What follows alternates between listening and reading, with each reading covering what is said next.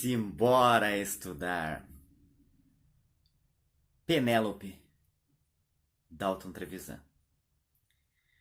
Antes de nós começarmos a fazer a análise aqui, a leitura de alguns trechos e análise do conto, é preciso, perceber a intertextualidade que há entre esta Penélope, do Dalton Trevisan, e a Penélope da Odisseia, a Penélope, esposa de Ulisses. Então, se você não sabe quem é Penélope da Odisseia, para o vídeo, vai lá, pesquisa e volta aqui, senão você não vai conseguir compreender a nossa análise. O conto começa assim. Naquela rua mora um casal de velhos. A mulher espera o marido na varanda. Tricoteia em sua cadeira de balanço. Quando ele chega ao portão, ela está de pé, agulhas cruzadas na cestinha. Ele atravessa o pequeno jardim e no limiar da porta beija de olho fechado.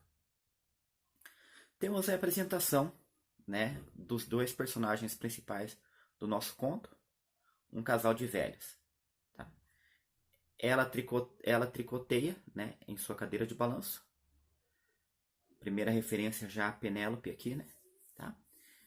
E ele chega, a hora que ele chega, ela já coloca, as suas agulhas cruzadas na cestinha. Primeiro indício aí do que a gente vai ver mais à frente. Sempre juntos a lidar no quintal. Olha só que vocês vão perceber que sempre juntos. Então dá a impressão que é um casal unido, Ela parou de tricotar, foi beijá-lo, beijou. Então o Dalton Trevisan começa como se parecesse um casal feliz. Ele entre as couves, ela no canteiro de malvas. Pela janela da cozinha, os vizinhos podem ver que o marido enxuga a louça. No sábado, saem a passeio. Ela, gorda, de olhos azuis, ele, magro, de preto.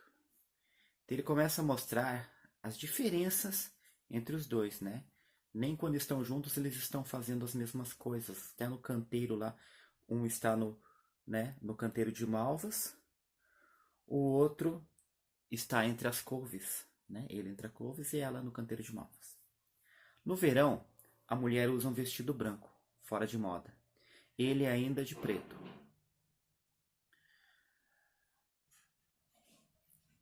Preto traz aquela ideia do luto, da tristeza.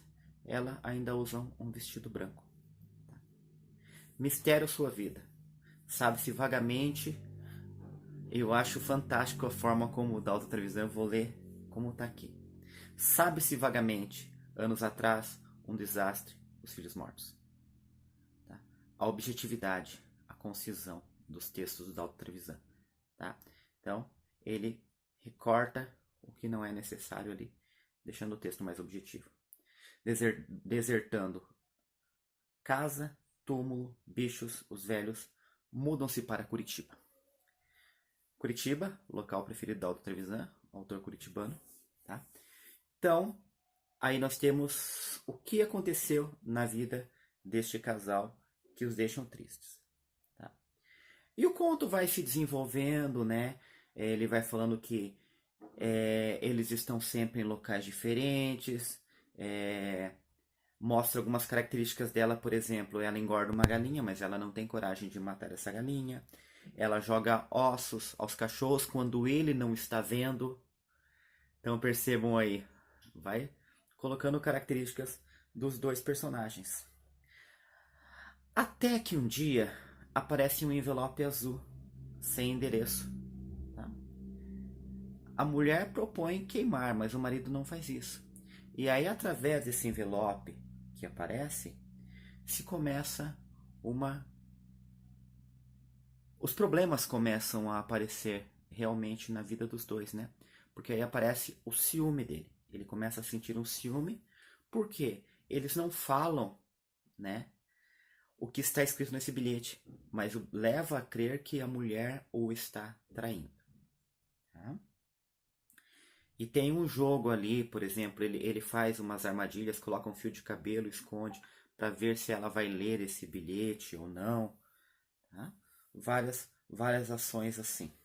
Tá? E enquanto isso, tá? Mais um trechinho aqui. O canto das sereias chega ao coração dos velhos, esquece o papel no bolso, outra semana. No sábado, antes de abrir a porta, sabe da carta à espera. Então, essa aqui é uma pista. O velho já sabe da carta, que a carta vai estar lá. A mulher pisa fingindo que não vê. Ele apanha e mete no bolso. Ombros curvados, contando a mesma linha, né, do tricô dela. Ela pergunta, não vai ler? Por cima do jornal, admira a cabeça querida, sem cabelo branco. Os olhos que, apesar dos anos, azuis como no primeiro dia. Então demonstra aqui que ele sente ainda um amor, a forma dele amar, né? A coisa ali do patriarcal, desde o início, ali está mostrado. Tá? Do machismo, né? A mulher tem que parar o serviço quando ele chega, estar à disposição dele, tá? Mas ele a ama dessa forma, né? É um jogo e exibe a carta, nenhum endereço. Curioso também nesse conto é que às vezes a voz do próprio personagem quase que se mistura ali com a voz. Eu falei do personagem? Desculpa. A voz do narrador, né? Ela quase que se mistura ali com a voz dos personagens. Então o narrador desse conto é um narrador bem onisciente. Ele entra na mente dos personagens, ele vê os pensamentos, né? Ele antecipa ações, ele realmente participa muito ali das ações, tá? Olha o que o ciúme começa a fazer com esse cara. Acorda no meio da noite, salta da cama, vai olhar a janela, afasta a cortina. Ali na sombra um vulto de homem, mão crispada, até o outro ir embora. Sábado seguinte, durante o passeio, lhe ocorre. Só ele recebe a carta? Pode ser engano, não tem direção. Ao menos citasse nome, data, um lugar. Arranja a porta, lá está, azul. No bolso com as outras, abre o jornal, voltando às folhas. Surpreende o rosto debruçado sobre as agulhas. Toalhinha difícil, trabalhada havia meses, recorda a legenda de Penélope, que desfaz a noite, à luz do archote, as linhas acabadas de dia, e assim ganha tempo de seus pretendentes. Cala-se no meio da história.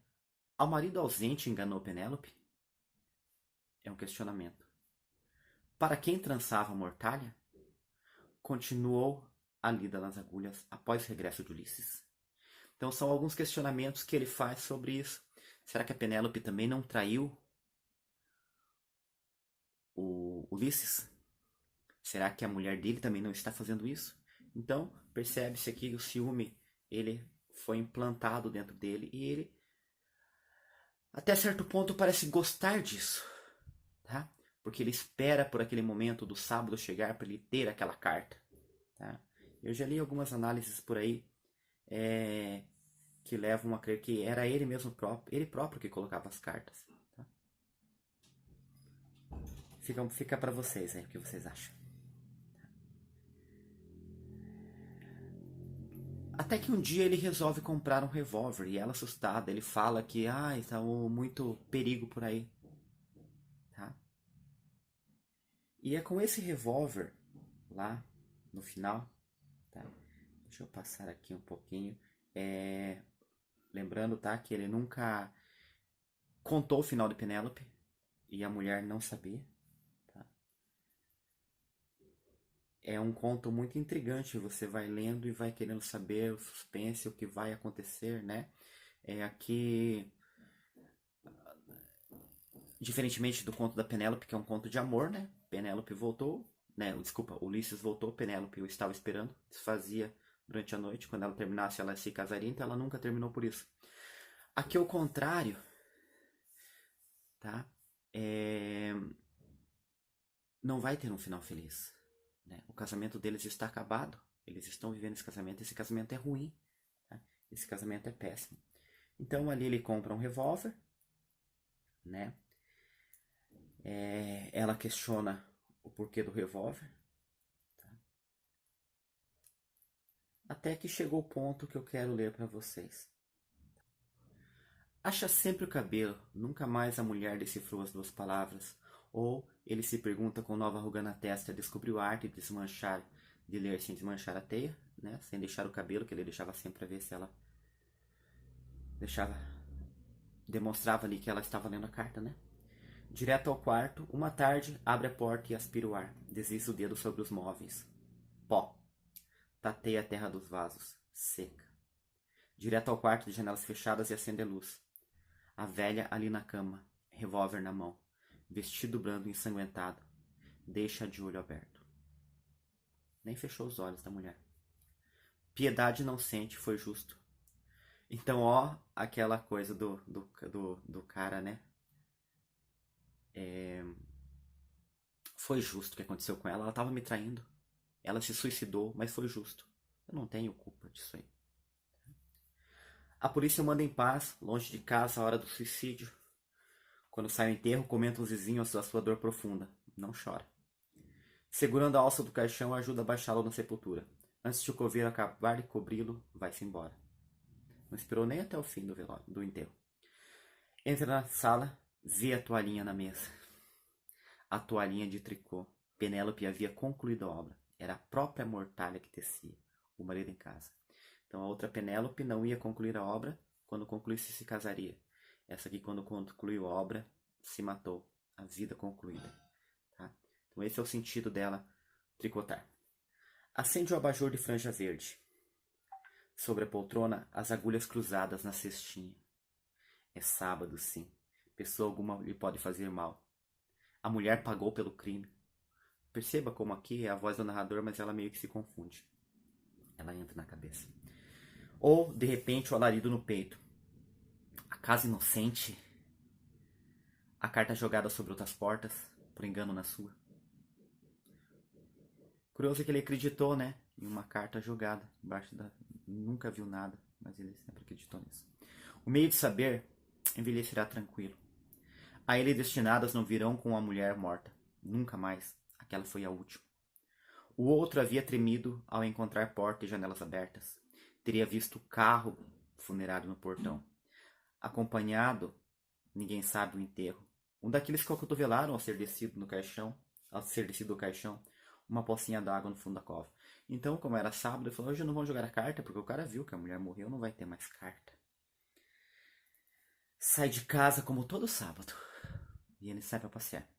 O braço dobrado, hábito de dá-lo à amiga de tantos anos, se refere à amiga. Tá? Diante de vitrina com vestidos, o mesmo passeio que fazia com a mulher, alguns brancos, o peso da mão dela. Sorri desdenhoso de sua vaidade, ainda morta. Os degraus da varanda, esse final é fantástico. Né? Chega em casa, os degraus da varanda. Fui justo, repete, fui justo.